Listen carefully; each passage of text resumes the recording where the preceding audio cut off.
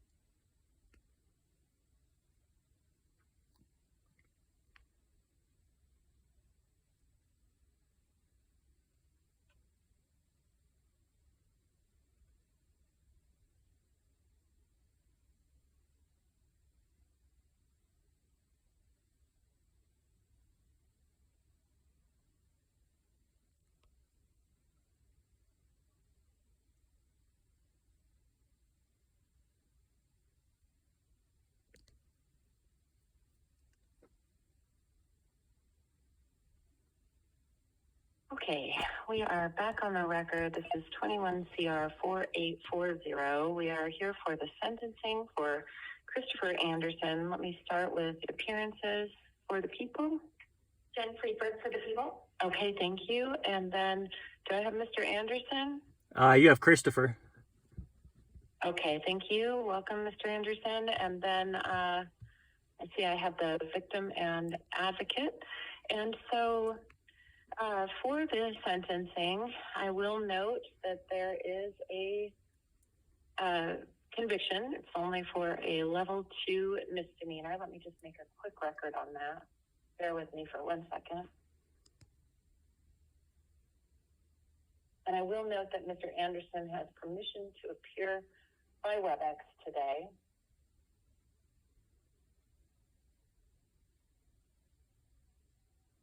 The conviction was entered on October 12th of 2022.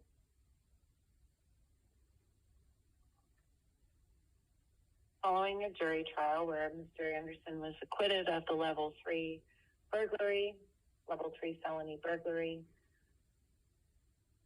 and then the people have dismissed and the court has dismissed the trespass claim, which was a level 5 felony.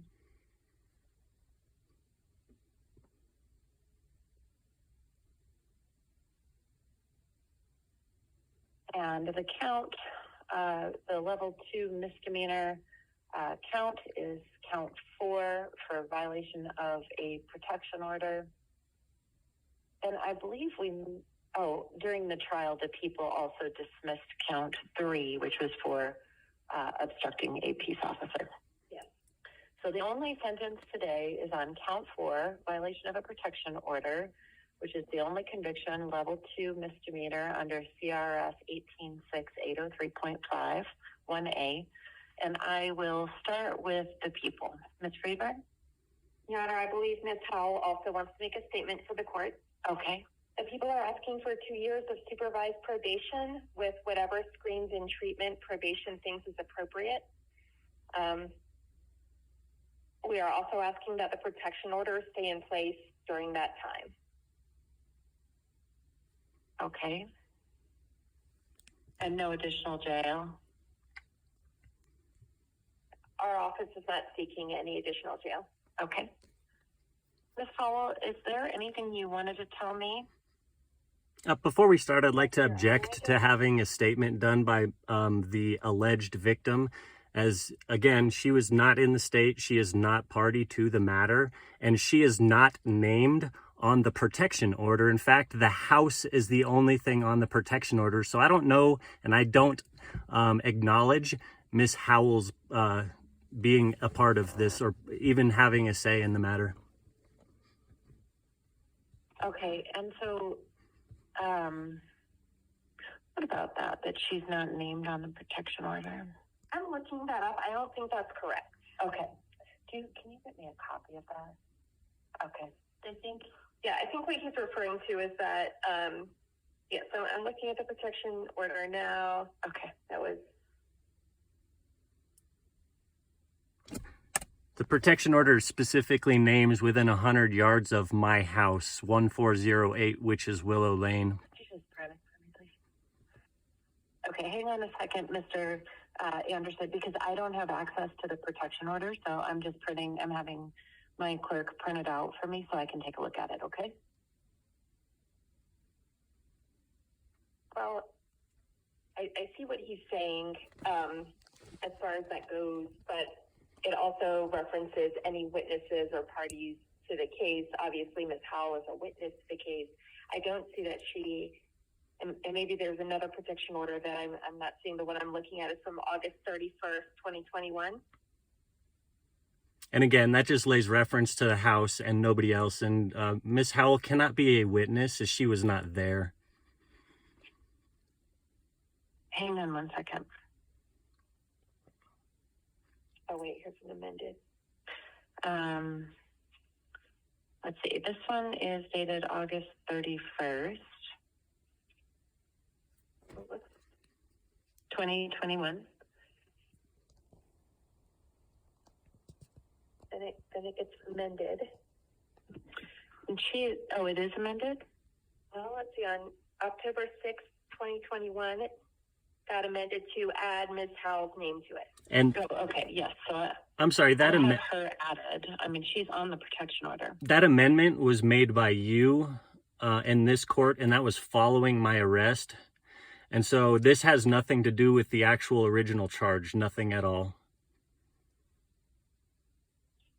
Well, but she is a named victim in this case, sir. Okay, then I challenge the court's jurisdiction on that because she's not in the state of Colorado, nor is she party to the matter. Okay. And there's a signed copy with your signature on it. So, sir, I note your objection. I've rescinded all of my signatures. The objection, and she's a victim that's named here with your signed copy of the mandatory protection order. I've already rescinded all of my signatures. And that is under the Victims' Rights Act. Ms. Howell, what would you like to tell me? Good afternoon. I just wanted to kind of make you have a little bit of understanding about how long that this has been going on with Chris. That, I filed for divorce over 1,200 days ago. We've been divorced over 900 days.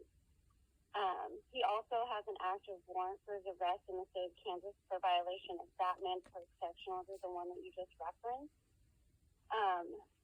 When I had to go clean out the house, I found lots of drug paraphernalia and drugs, and I'm still... Objection, that's speculation. Back from the state. Mr. Anderson, I'm going to give you a chance to tell me anything you want to tell me, but right now it's her chance to speak, and you just can't interrupt, okay?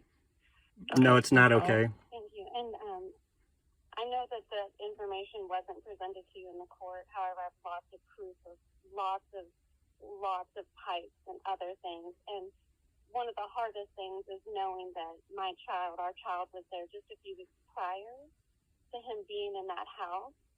That, as we know... Objection, none of this is relevant to a protection order. Mr. Anderson? As I said, you're going to have to remain silent until Ms. Howell is finished, okay? Or I'll have to mute you. I'm going to hear from her, and you get to tell me anything you want to tell me. Okay? That's all right. It's being recorded, so. Yeah, it's being recorded. Okay. Yeah. Ms. Howell?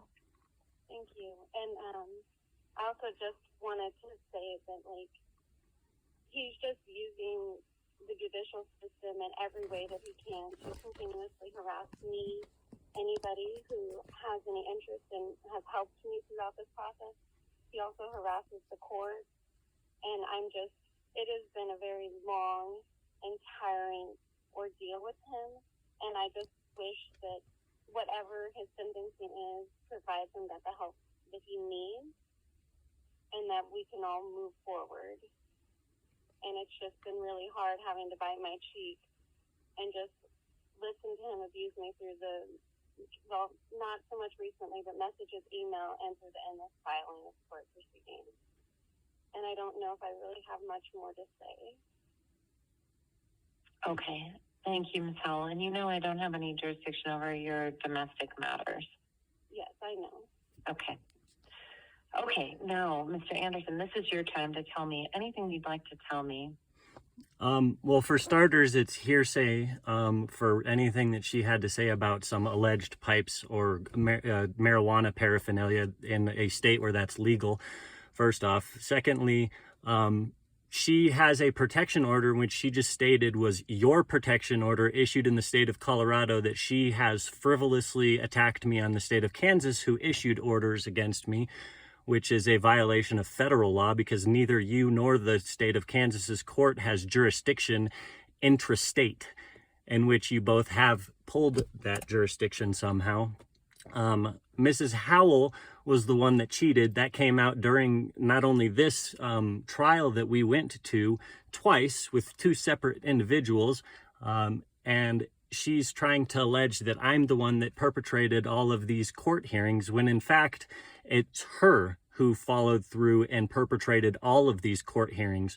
The court and the DA tacked on a domestic violence allegation and obstruction of a peace officer charge, and while they unlawfully held me in jail on the initial arrest for 26 days, they added this felony trespass charge that was dismissed.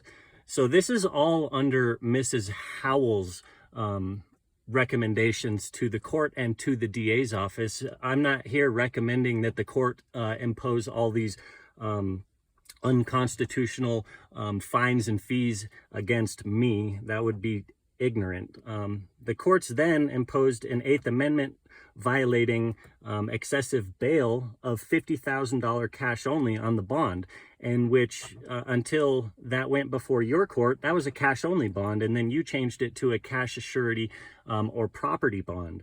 And it's also shown on record in the body cam footage that was shown by the sheriff's deputies during the trial that they violated my Fourth Amendment right by entering my house without a proper warrant. The courts violated, this court violated my Second Amendment right by issuing a sworn statement and putting my name on the CBI and NCIS database so that I could not purchase firearms, despite not having been charged with any crime. The DA's office ruined the last 15 months of my life having to deal with this matter, along with Mrs. Howell, who again, everybody wants to say she is a victim of this matter when the house, which was pre-marital, which would have came out had the trespassing charge not been dismissed frivolously, I should say it was frivolously put on and then dismissed by the DA because they knew they could not substantiate a trespass charge for me being inside my house. The court, again, after the DA's office was unprepared in June, violated my Sixth Amendment right to a speedy trial. The DA was unsuccessful at trial, and the court and the DA should have released, at that point, the Eighth Amendment violating bond. Instead, they maintained it. And even after the DA dropped the frivolous trespass charge, they still, last week, asked the court to maintain the cruel and unusual Eighth Amendment violating excessive bail on the unlawful misdemeanor charge, which the court was going to maintain until I had voiced out their false and fraudulent motives enough that the court's clerk or bailiff had informed the court that I was correct and that the unconstitutional bail should have been released after the trial back in October. Instead, all parties continued the civil rights violations. This is an extreme violation of Title 42 United States Code 1986, Action for Neglect to Prevent, which states that every person who having knowledge that any wrong conspired to be done and mentioned in section 1985 of this title are about to commit, and having power to prevent or aid in preventing the commission of the same, neglects or refuses so to do, if such wrongful act be committed, shall be liable to the party injured, which would be me, or his legal representation, for all damages caused by such wrongful act, which such person by reasonable diligence could have prevented. And such damages may be recovered in an action on the case, and any number of persons guilty of such wrongful neglect or refusal may be joined as defendants in the action. And if the death of any party be caused by any such wrongful act and neglect, the legal representatives of the deceased shall have such action therefore, and may recover not exceeding $5,000 damages therein. And for the benefit of the widow of the deceased, if there be one, and if there be no widow, then the benefit of the next of kin of the deceased. But no action under the provisions of this section shall be sustained, which is commenced within 1 year after cause of action has occurred. After hearing all of this, and knowing that I had been unlawfully detained, illegally held in jail, I believe that after 15 months of having to deal with this, which I've asked it to be dismissed, and which Mrs. Howell continues to file cases in Kansas and in the state of Colorado through both this criminal matter and the divorce case that I've been going through for over almost 4 years now, in which I'm going to be filing with the federal, the United States Supreme Court. After everything that has been imposed against me, and also furthermore, me not being a citizen of the United States and being an American state national, I reserve all of my rights at all times and in all places, and I waive no rights at any time nor in any place. Any imposition of a statutory sentence does not apply to non-U.S. citizens. Furthermore, the breach of trust that this court and the DA has tried against me by violating your appointed trustee duties, and having allowed all of these actions to happen under false and fraudulent means, should nullify any order of the court, as again, all of what the DA and the court has been doing is against their fiduciary duties and is a violation of Title 42 United States Code 1986, action for neglect to prevent. If anything, the court should be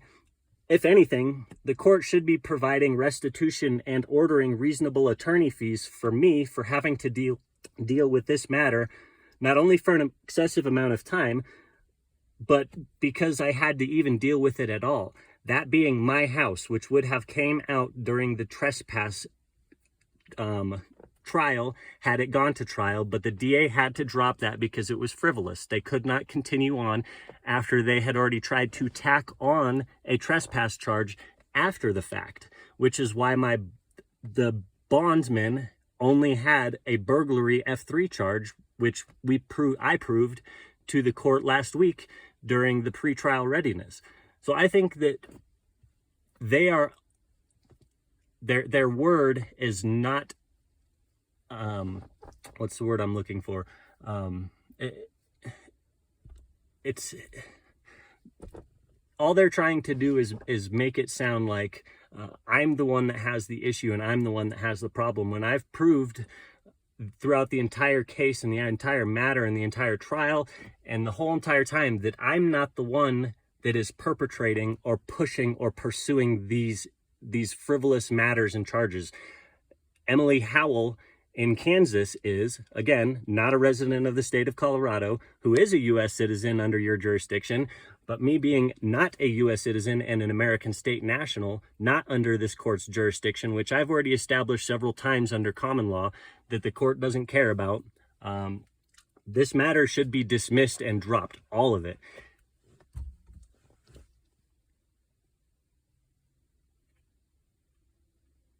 Okay. Mr. Anderson, is that it? That's all I have for right now, unless... Okay. Well, I appreciate it. Thank you. Okay. So I've considered the jury trial, I've considered the one conviction, which is on the level 2 misdemeanor violation of the protection order.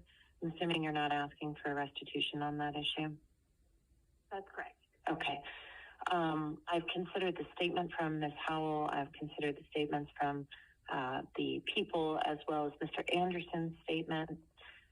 My primary concern here is that this has been reduced to a very low level misdemeanor, and Mr. Anderson, for whatever reason, disagrees with this court's jurisdiction, disagrees with what's happened, disagrees with anything on a going forward basis, and I see absolutely no benefit in supervised probation. We will be back here for a violation of probation inside of no time, which is a waste of court resources and a waste of the people's time, certainly a waste of my time, and unfortunately a waste of the victim's time, and frankly, Mr. Anderson's time.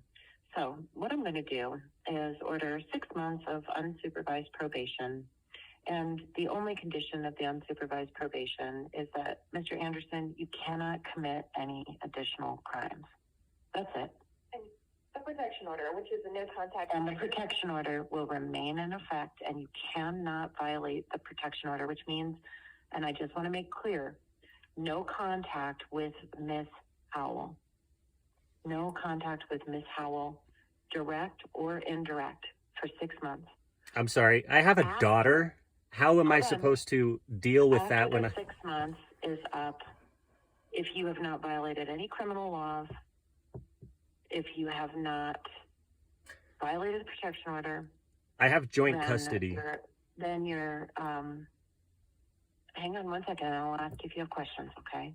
Then your probation, your unsupervised probation will be done, and this case will be finished, and that will be it, completely finished. Your probation will be deemed successfully completed. But you don't have to come back to court so long as you don't violate any new laws, don't go anywhere near Ms. Howell. Okay, Mr. Anderson, what was your question? And there's no restitution, nothing else you have to do. Yeah, I have joint custody. Hold on, I'm so sorry. One more thing. I'm waiving all your costs and fees. You don't have to pay anything either. Okay. What was it? Sorry, Mr. Anderson? Yes, I have a daughter with the alleged victim that the court doesn't have any jurisdiction over. She doesn't live in the state, nor is a resident of the state of Colorado. Again, how am I supposed to exercise my parenting time when... You can exercise your parenting time. The protection order says you can have contact, even with Ms. Howell, actually, subject to the orders in 19 DR 2270. So what do your orders say in that case about your contact? And so perhaps that allows for contact with Ms. Howell? I don't know. And it does, regarding my daughter. Okay. Then I misspoke, because this has a carve out for the orders in 19 DR 2270. So you can have contact as long as that case allows for it, and your orders in that case allow for it. So that's a great question, and that's what your protection order says. I'm looking at it right now. But you can't violate the protection order by going outside of your orders in 19 DR 2270 and having contact with Ms. Howell that doesn't include contact that's expressly allowed in your domestic relations case. Okay. Does that make sense? That portion makes sense. Can I have a specified order from the court stating that the protection order that was violated was not against Mrs. Howell, that it was against my house and my property? That way I can turn that into the state of Kansas, because the state of Kansas is going off of fraudulent and false statements by Mrs. Howell, who stated that I violated a protection order against her because you amended it after the fact. And so I need a specific order or something specifically from the court stating that I did not, in fact, violate a protection order against Mrs. Howell, that I violated a protection order against my house, and that you had amended that protection order after the fact. That way I can turn it into the state of Kansas and have and deal with that matter. I know you don't have jurisdiction there.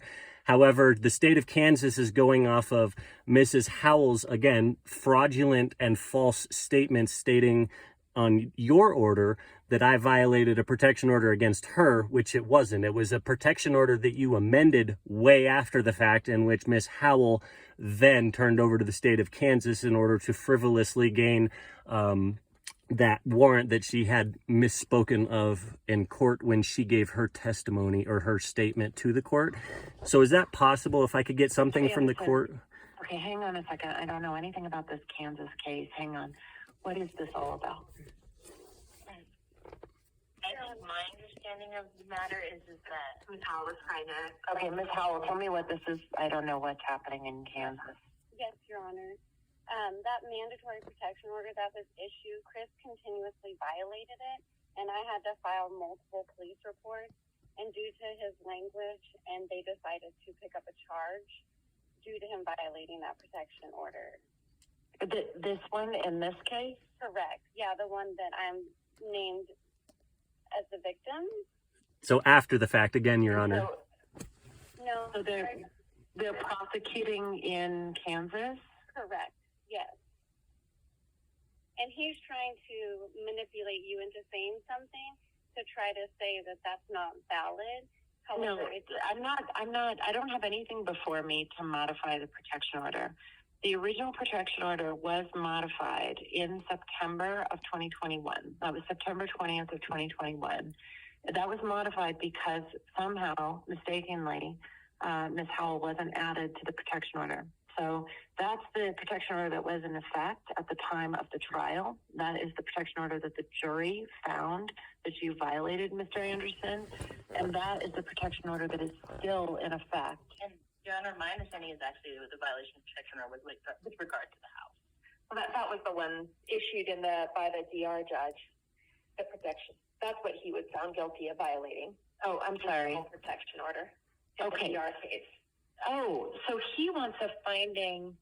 So I think that the protection order that was violated was the civil protection order. Yes. I think what he wants the court to do is to say that at the time he violated the protection order in this case in Kansas, that Ms. Howell was not on it. Yes, that is exactly what I'm asking the court to say, because that's what was tried. Okay, at the time he was found to have violated the protection order here, so the jury trial, that the violation of the protection order was not with respect to Ms. Howell, it was respect to the civil protection order for the house. Yes. Now he's worried about Kansas because he's being prosecuted in Kansas for violating the protection order active in 21 CR 4840, this case. Okay. I don't have any control over Kansas. No. I think, but what I do have the ability to say is that the violation of the protection order for which he is being convicted is with regard to a different protection order, which is the civil protection order, and that was that was entered in the DR case, and that is 19 DR 2270.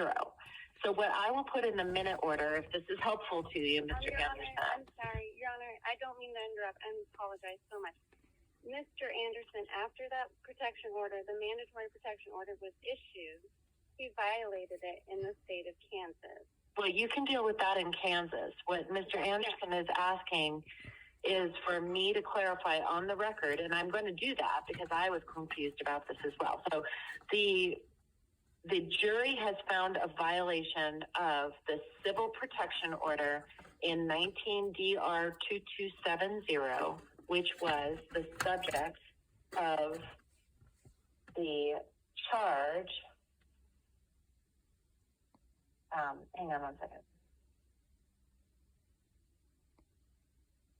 Filed in this criminal case, it was count 4, violation of a protection order, as filed on September 7th of 2021.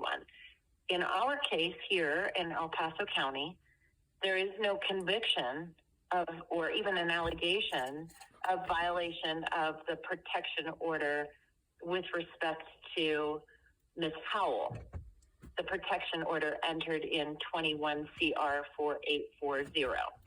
So the only conviction, the only allegation of violation of a protection order in this case has to do with the protection order in the domestic relations case, not the protection order involving Ms. Howell in 21 CR 4840.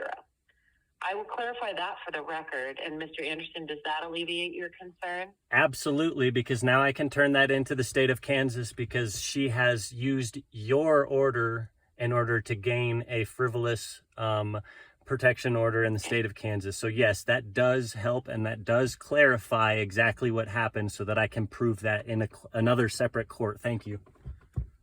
Okay, but Mr. Anderson, let me tell you, the protection order that I'm talking about as part of your sentence, 21 CR 4840, where Ms. Howell is the protected party, will stay in effect for 6 months. And I don't have, I understand what you just stated on that. I just needed clarification in the minute order stating that I did not violate a protection order against Mrs. Howell, that it was against the house in the civil suit.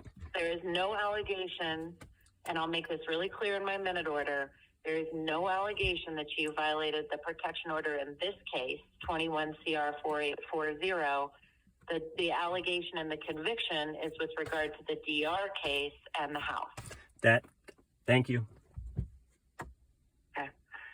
So again, the critical thing to understand here, Mr. Anderson, and I'm going to keep on driving it home because you don't have counsel to remind you or talk to you about this, is that you cannot have contact with Ms. Howell for 6 months.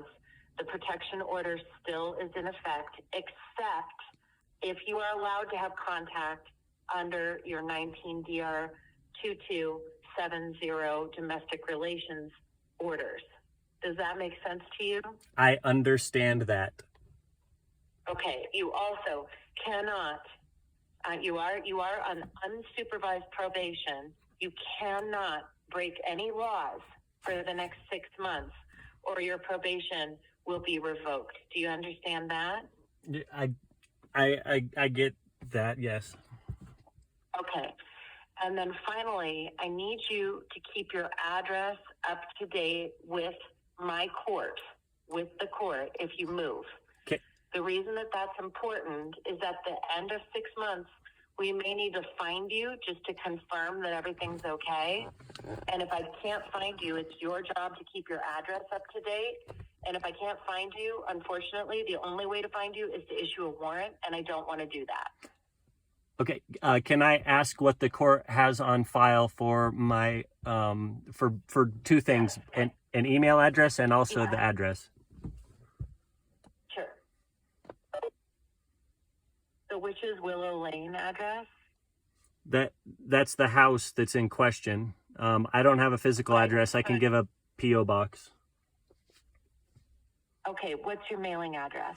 It's Post Office Box 1040 in Frisco, Colorado. And it's in the area of zip 80443.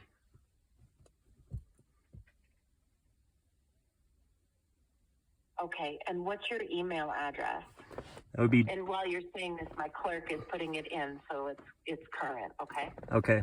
And they should have it. It's been on every single one of the documents that I've submitted to the courts. I don't know how the court has not updated any of my information when every document has had my current mailing and current email on them, but... Okay, just tell me what it is, because unless you actually file a notice, a specific kind of notice, they don't input it. So just tell me what it is so we can input it right now. It's Dark Side of the Moon 84 at duck.com. Duck as in quack quack. Okay, Dark Side of the Moon 84 at duck.com. Correct. Okay, all small letters? Yes. Okay. All one word. All one word. Okay, good. We've got that. Now, if either of those change, I want you to reach out to my clerk and make sure you tell her, because I need to be able to reach you for the next 6 months. Okay. And can I request a copy of the minute order be emailed as well as mailed, please? Yes. So I'll go ahead and email that to you. I'm not going to. My clerk will email it to you. Thank you. Okay. Anything else, Ms. Freeberg, Ms. Mish? No, Your Honor. Okay. Anything else, Mr. Anderson, before I let you go? I don't have anything else. Thank you. Okay. All right. Don't do anything that would cause you to have to be back in front of me. Good luck to you, Mr. Anderson. Thank you, Ms. Howell. I'm going to go ahead and hang up. Have a good day.